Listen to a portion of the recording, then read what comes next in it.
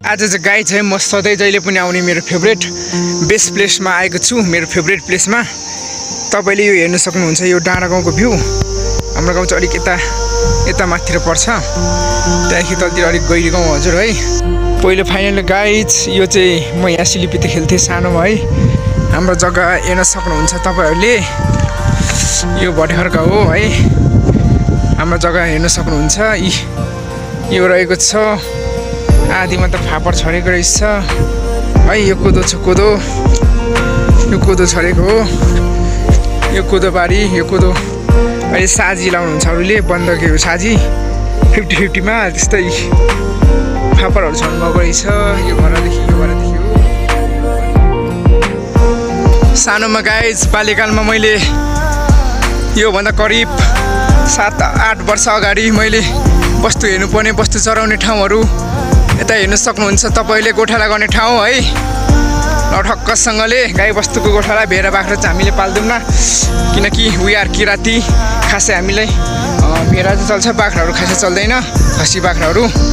यतातिर मैले पुरा एकदमसँगले मजाले गोठाला गर्थेँ है गाइजहरू। ठक्कसँग यसलाई भन्छ लामो चौतारो।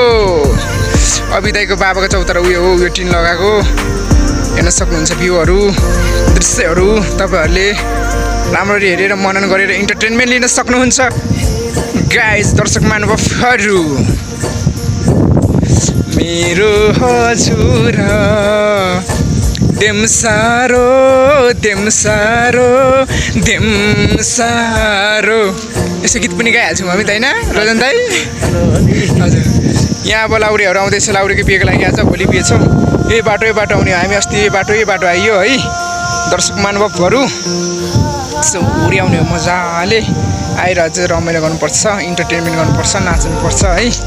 मेरो फोनको ब्याट्री पनि सकियो, स्टोरेज पनि भिडियो क्लिप हान्दा सर्ट हान्दा फुल भइसकेको छ। अब भिडियो एडिट गरेर अहिले क्लिप मात्र बाँकी छ गाइज। ब्लगको लागि मैले राखिरहेको छु भिडियोहरू, हेर्दै जानुहोला तपाईँले, रमाइलो लिँदै गाइज। फाइनल गाइज म चाहिँ यहाँ बढेको यता लामो चौतारामा आइरहेको डाँडा है।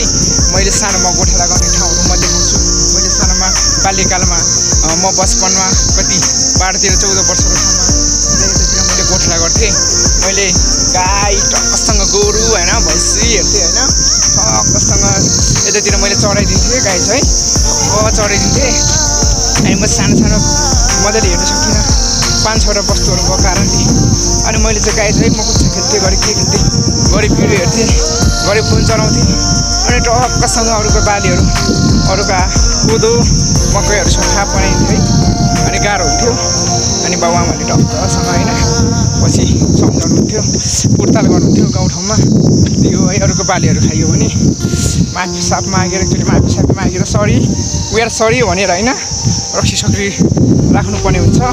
त्यसपछि कसैले चाहिँ अलिक बढी खाएको छ भने त्यसको कुर्ताल पनि गर्नुपर्ने हुन्छ, पैसाहरू दिनुपर्ने हुन्छ, बालीहरू दिनुपर्ने हुन्छ। कोदो खाएको छ भने कोदो, मकै खाएको छ भने मकै नै कि त पैसा दिनुपर्ने हुन्छ है।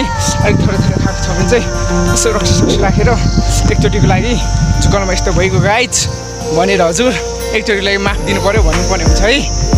हामीले सानोमा चाहिँ गाइज यतातिर है यस्तो काम गर्थ्यौँ कि हाम्रो फ्यामिली म लगायत हाम्रो फ्यामिली बाबा मम्मी दिदी दाइहरूले खतरा काम गर्थ्यौँ है। यसपालि चाहिँ यो हामीले यो हजुर छिमा यो साजीमा देख्छौँ अनि दिइरहेको छौँ। अनि टक्कसँग है उहाँले साजी लाउनु भएको रहेछ। हजुर छिमाले यहाँ मैले अलिक बिर्सिसु कि झन्झनै कहाँदेखि हो जग्गा भने कुन घरदेखि हेर्न सक्नुहुन्छ तपाईँले बढेखरको भ्यूहरू गाइजहरू है। जग्गा त गाउँठाउँमा हाम्रोतिर अलिक धेरै नै छ, टन्नै नै छ। हाम्रो गाउँतिर खासै जग्गाको भ्यालु छैन। सस्तोमै बिक्रीमा पाइन्छ, किनबेचहरू सस्तो मूल्यमै प्राप्त हुन्छ है गाइजहरू। पाउन बेच्न सकिन्छ। हाम्रो कोदो भर्खर यतिको हुँदो रहेछ है। राजपुर दाजुहरूले लगाउनुहुन्छ अहिले चाहिँ यो यस्तो हुँदो रहेछ। यहाँबाट म यहाँ तल उफ्रिन गइरहेको छु। कोदो बारीमा बाटो नभएको कारणले माया नगर्नु होला। म यसो साइड हेरेर कोदोलाई असर नपर्ने गरी उफ्रिन्छु अनि जानुपर्ने हुन्छ मैले है। बाटो चाहिँ यस्तो रहेछ नि त डल्लैसँगले है, गाडी रहेछ है। यहाँबाट टुक्क बिस्तारै जानुपर्ने हुन्छ। यहाँ म फेरि उफ्रेँ, अर्को खण्डमा झरेँ है। फापर बारीबाट कोदो गर्दै यसो जोगाएर उफ्रिनु पर्ने, जोगाएर हिँड्नुपर्ने हुन्छ है। के उफ्रिन्छ गाइज है, कोदो यस्तो हुँदैछ गाइज है। कोदो हाम्रो कोदो हेर्न सक्नुहुन्छ। बाटो गाइज हामीले सानोमा घाँसको भारी, मकैको भारी, खरबुचो गाइज है, वाटरमेलन इङ्ग्लिसमा होला के हो, बिर्सिम गयो झन्झनै धेरै भन्न परेको मैले। यो बाटोमा घाँस सास बोकेर यार हिँड्नुपर्ने हुन्थ्यो काम दाइ, सानोमा भिज्दै यार नसकी यो बाटोमा है। यस्तो यसलाई भन्छ कुरोलाई हामीले यसो साइड लाउनु पर्ने हुन्छ। हेलो गाइज हेलो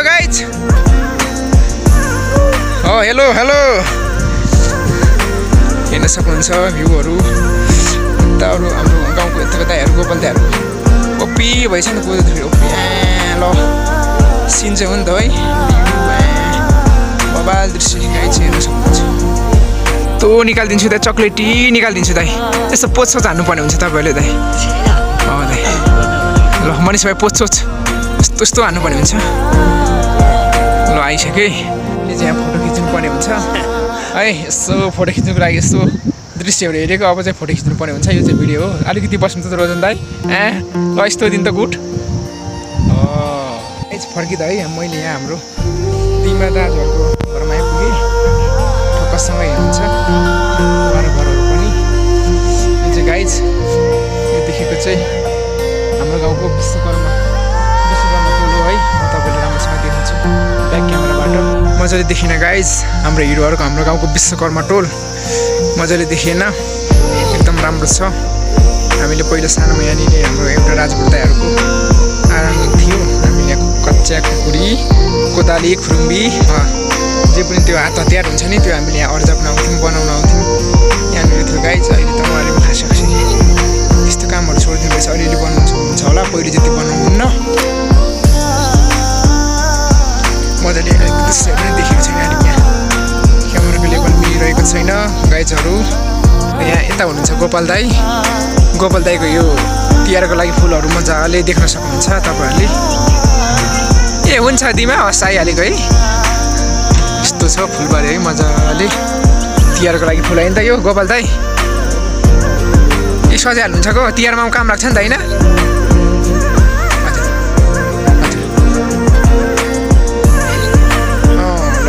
ल ठिक छ। त्यहाँ दाजुले ज्ञानी गुड भएर फुलहरू पनि सजाउनु भएको रहेछ, रोपिहाल्नु भएको रहेछ मजाले। दाइहरूले दिमाहरूले चाहिँ रोप्नु भएको रहेछ एकदम गाइज। ल अहिले चाहिँ हामी यसो डुलेर भटेखातिर डाँडातिर आएर एउटा भाइ पनि भेटियो। अब ढक्कसँग फर्किँदैछौँ तिनजना होइन त। यसो दाइ भाइहरू हजुर घुमेहरू के कस्तो लाग्दैछ तपाईँलाई दाइ हाम्रो गाउँठाउँहरू होइन। यस्तै छ के गर्नु होइन दाइ हाम्रो गाउँठाउँहरू। तपाईँले टक्कसँग राम्रोसँग हेरिदिनु होला।